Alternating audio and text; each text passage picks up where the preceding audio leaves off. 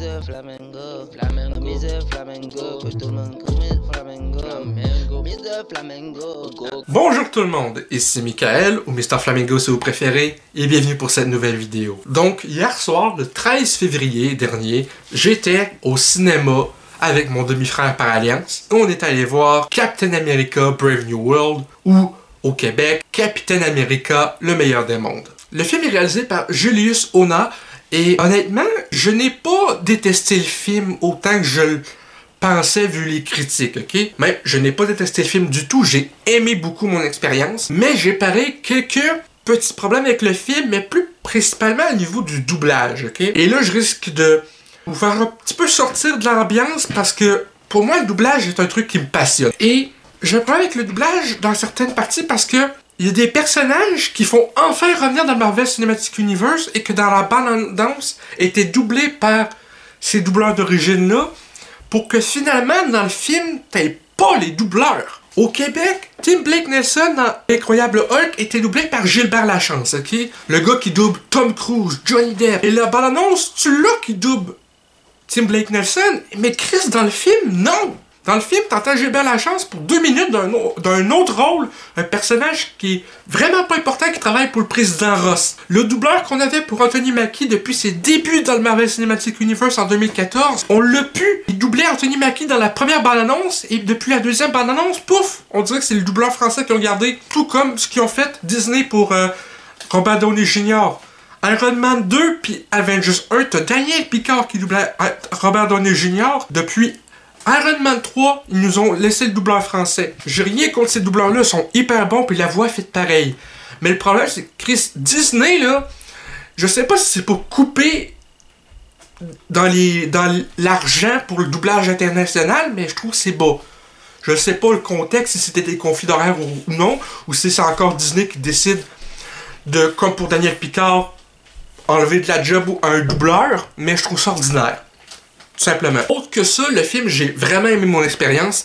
C'est un ton plus sérieux, je dirais, que les films MCU précédents. Et surtout, le ton de celui-ci est surtout beaucoup plus proche à Winter Soldier. C'est un thriller suspense politique sous thème super-héros, ce que j'ai trouvé excellent. Par contre, je suis de l'avis de certaines critiques mitigées sur les effets spéciaux. C'est inégal. Autant dans les bandes annonces, Red Hulk, il manquait de finition. Là, dans le film, j'ai aucun problème avec ça. Red Hulk est très bien. Les scènes où ce que l'arrière-plan, tu sais, on dirait un truc filmé vraiment sur fond vert et que l'arrière-plan est pas entièrement rendu, il n'y a pas de finition en tant que tel. C'est un film avec un budget de 180 millions de dollars. Quand tu as un film avec ce genre de budget-là, t'es pas supposé avoir des effets spéciaux qui paraissent pas du tout finis. Donc c'est ça le problème principal du film pour moi.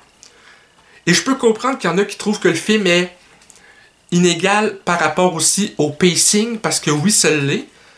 Mais ça va pas sortir autant du film que je pensais que ça me sortirait du film. Comme n'importe quel film MCU, il y a des fois des phases où c'est des petites répliques comiques. Au moins là, c'est pas, tu sais, trop dans ta face. Il y a des scènes, des fois, dans les MCU où ça te fait carrément sortir du film, mais ici, non. Mais là où c'est inégal aussi, c'est dans le marketing par rapport, quand le film se filmait, il y avait toutes ces activités-là, genre « Oh, Liv Tyler revient pour Betty Ross ». Ben oui, tout écrit. Le film fait presque 2 heures, elle apparaît 5 minutes, même pas dans le film, c'est genre...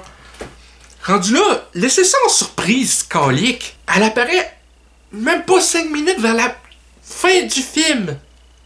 Fait que rendu là, c'est comme... Tout le long du film, moi, je m'attendais à ce qu'elle apparaisse, je sais pas, vu le nombre de scènes où il y a Harrison Ford qui joue son père dans le film, en remplaçant le regretté William Hurt, ça aurait été l'occasion parfaite de donner plus de temps à l'écran pour Liv Tyler, Betty Ross, pour montrer un peu sa relation tumultueuse avec Thaddeus Ross. Tu sais, parce que dans l'Incroyable Hulk de 2008, elle a clairement dit...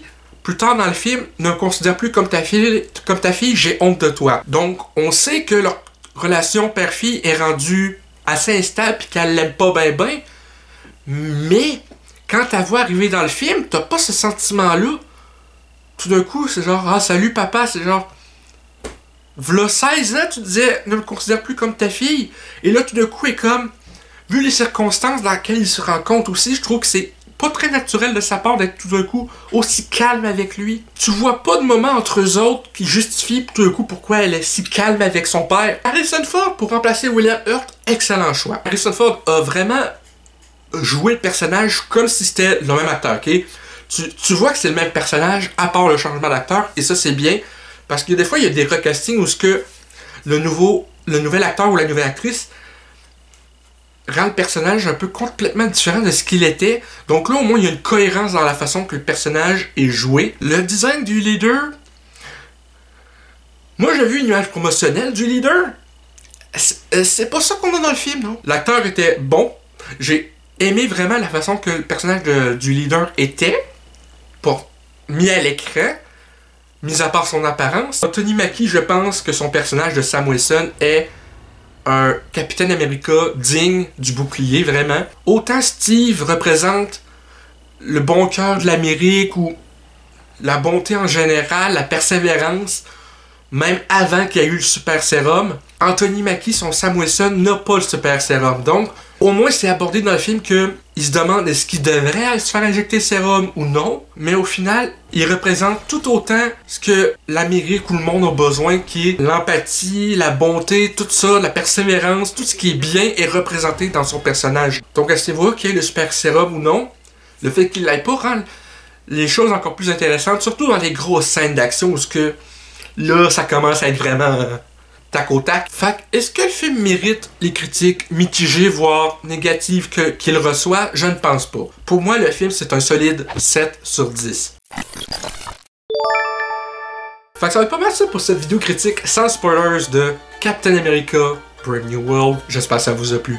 Si c'est le cas, n'hésitez pas à me le dire dans les commentaires, à laisser un petit like, ça fait toujours plaisir, et un abonnement à ma chaîne pour de nouvelles vidéos chaque semaine, normalement. Sur ce, c'était Michael, et je vous dis à la prochaine. Peace and love.